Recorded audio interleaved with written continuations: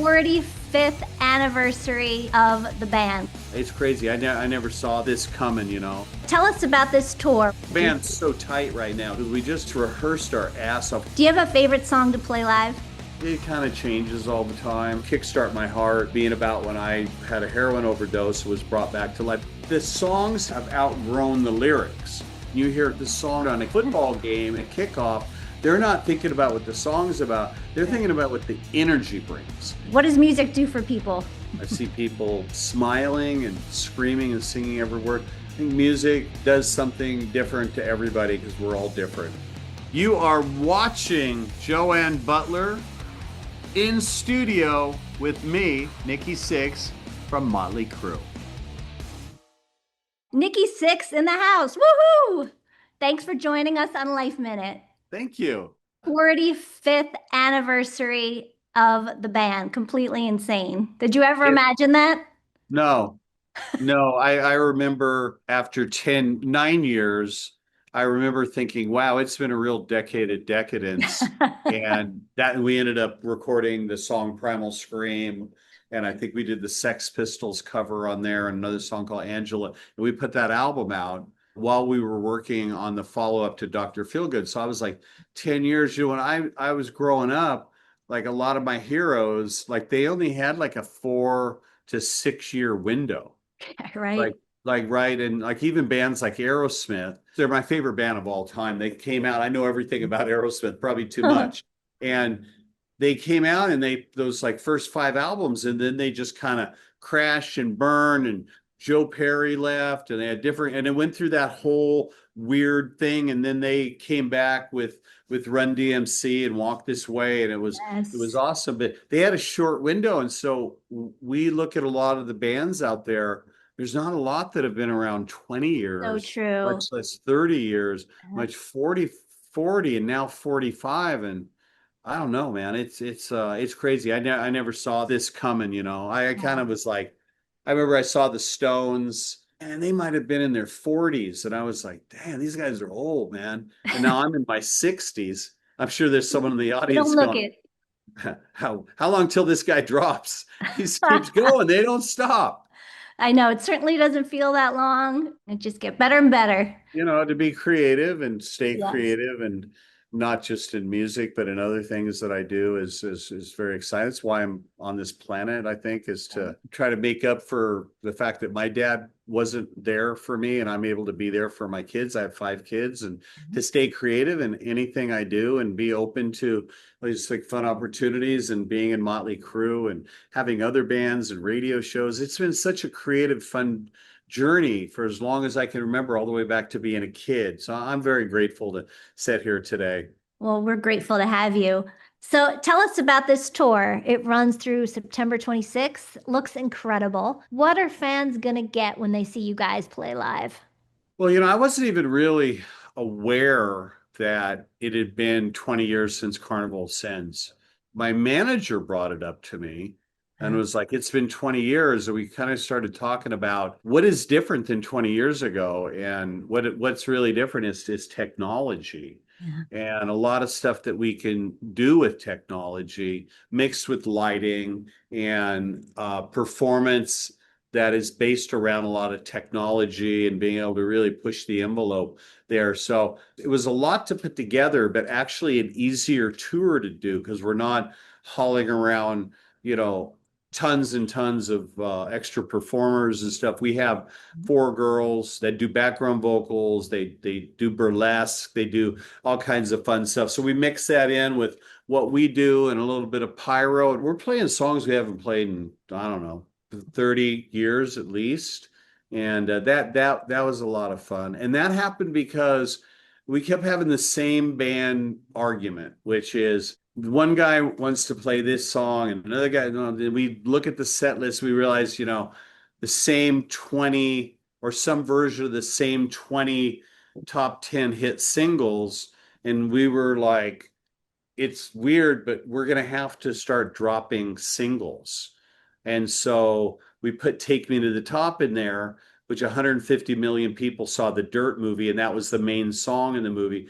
and we took SOS, Same Old Situation out, which was a top 10 hit single off the Dr. Feelgood album. And then, we added Too Young to Fall in Love. So we ended up losing Don't Go Away Mad.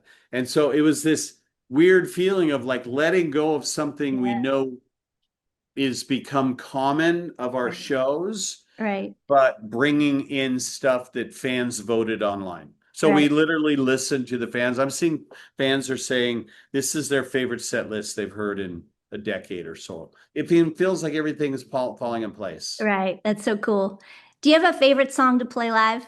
I guess it kind of changes all the time. I mean, it's been really nice playing Take Me to the Top and Too Young to Fall in Love and Red Hot off the second record. And people don't even know what a lot of those songs are about. They weren't born. Louder Than Hell off our third record.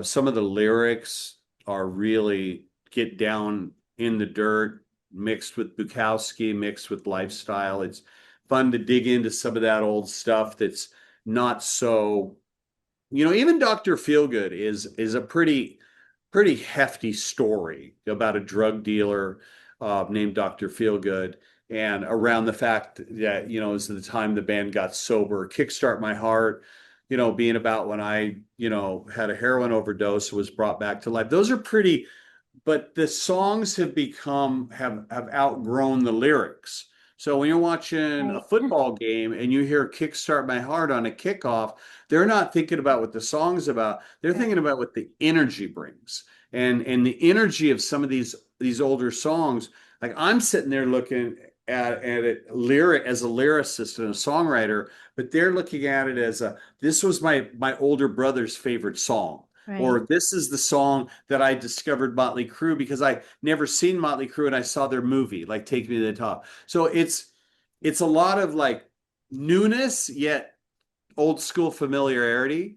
Band's so tight right now too because we just rehearsed our ass off. We had a very short window of rehearsal. So what we like to do is run the show twice, and which is what we used to do in the old days. So we come in early, we run the show Wow. top to bottom with no lead vocals. So it's just about stamina and intensity and dynamics. Then Vince comes in, we run the show again. So that's Wow. 3 hours of playing 6 days a week.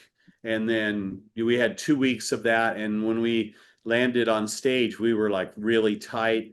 A lot of these old songs came together really fast. Like Take Me to the Top came like one take, and we were like, oh, okay, we got it. That's so cool. Like the hardest song I think to play is a song called Afraid off the Generation Swine album. It's a departure melodically, and it's a tempo shift. It's one of my favorite songs to play live, and it again is something really fresh and different. I've had people I've seen online are like, I never even heard that song Afraid, and it's like now my new favorite song. So uh, it's been a good experience. are you doing that one on this We tour? are doing Afraid, yes. All right. What about out of all the albums you made, do you have a favorite or a favorite song? I mean, they all mean something different to me. I was at Yeah. different places at different times in my Yeah. my life. Writing a song like Knock 'em Dead Kid, after I'd, gotten in a fight with the police on Sunset Boulevard and ended up in jail, is something that I needed to do at the time. I was in revenge mode. I was in my 20s and full of piss and vinegar. And, yet by the time we moved over to Theater of Pain, the band had been on the road for so many years, opening for Ozzy mostly. We got an opportunity, like with Home Sweet Home, to do some different kind of halftime things, like a song called Save My Soul. So that's like the departure from Shout at the Devil, which was the departure from Too Fast. And it's a constant evolution. We never quite know where we're going.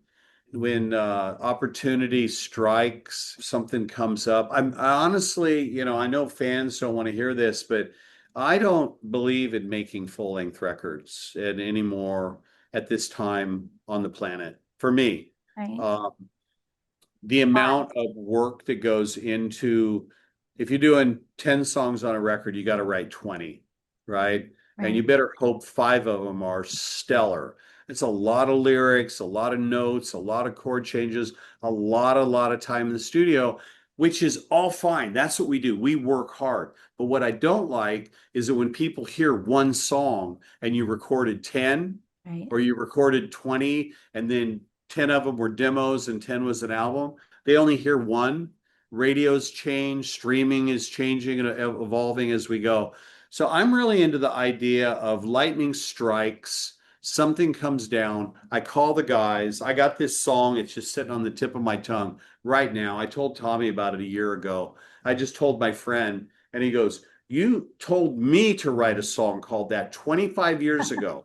And I go, "Okay, I'm going to finish the song and then show it to the band." But it's like having a song and a whole team behind a song and be able to get the fans to really understand what the song is about. It's just not something that they just pass by or they go to the new Mötley Crüe album and they only listen to one song. So Right. I love the idea of like we did The Dirt, we did 5 songs from The Dirt, we did 3 songs on this EP we just did. I mean, that's already a full-length record. So I think we're just gonna keep going like whenever something comes up, you feel something, heartbreak, joy, rebellion. Let's write a song about it and let's go cut it, in the studio. I love that. That's awesome. One of my favorite songs of all time, Looks That Kill, not just a Motley song, but of all time. And psyched to see it's going to be part of a limited edition vinyl. Yes. Tell us about that. Well, BMG's been doing such a great job with us, and that, it's like creating something like you said, it's your favorite song. It's a lot of people love that song, and to create a limited edition version of that is super special for the fans. That's like really what we're trying to do is create unique things for the fans that they can add to their collection along the way.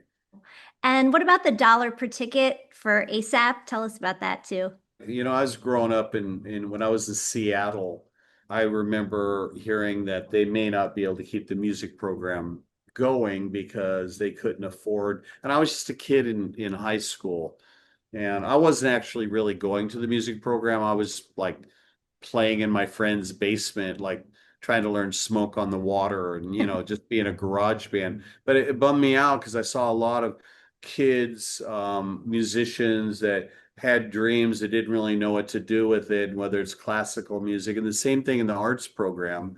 Me being a creative, I believe that, music and art and animation and scores and wardrobe and live, it all goes together. So in a lot of cases, there's not enough money to be able to support these kids. And so the after school arts program is something that's very important to me and to the band.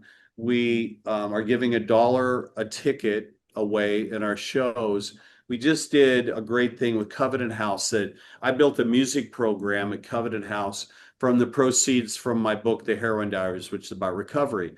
So I talked to the band. We decided to do 3 club shows in LA. It was called the Hollywood Takeover. And we donated not just the money from the tickets because they were clubs, but like auctioned off like all the instruments, the stage clothes. We did a lot of like high-end meet and greets, dinner with the band. We talked to a lot of big companies. We said, "You're coming in. You're coming in. It's $25,000 a table because we need to do this for the kids." And we were able to give $400,000 to Wow. Covenant House, and we're hoping to give another $400,000 from ASAP from this tour. And it's just part of our initiative as a band. We are very lucky. We've had a long career. We've been able to take care of our kids, make sure our kids can get the best. How can we help other people take care of their kids? I love that. So good. So good. And the limited edition box set. I mean, it's so cool. Again, BMG, they're so great to work with. We just have a really clear understanding together of what Mötley Crüe is or is not. So they're not like taking our catalog and trying to polish it up to turn it into something that it's not. They're able to say, what was this album about? And we want to do a box set about this. Too Fast for Love or Shout at the Devil or Dr. V. How do we make that something that the fans have to have. They got to put it on their bookshelf. And that's, the new box set, what it's all about. Cool. What's the first vinyl record you ever bought or got as a gift? I remember very young, my mom was bouncing around a lot. And we somehow ended up in some people's house in the Hollywood Hills. And this kid that my mom was friends with the other mom, and they had a little boy, he had a record player that when you put the lid down, the needle was built into the lid. And he had 45s, which for years was my favorite number because of 45s like that. I remember for years, what's your favorite number? I'd say 45. I traced it back. Well, he had all these singles by the Chipmunks. And I didn't know anything about business or licensing, but all the Chipmunks are playing all these like Beatles songs, Rolling Stones songs. They were all licenses, and there was the Chipmunks, and it was a cartoon show at the same time. So I remember listening to this music coming out of this little thing.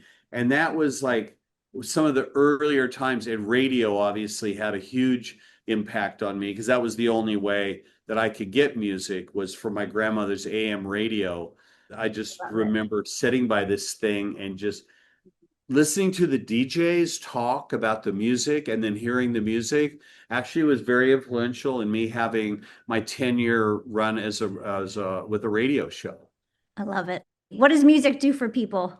I see people cry. I see people get in fights. I see people get naked. I see people smiling and screaming and singing every word. I think music does something different to everybody because we're all different, I love it. and you could see Mötley Crüe on a Monday and have a whole different emotional experience than you would 2 Mondays from then. I You love might it. be going through something different.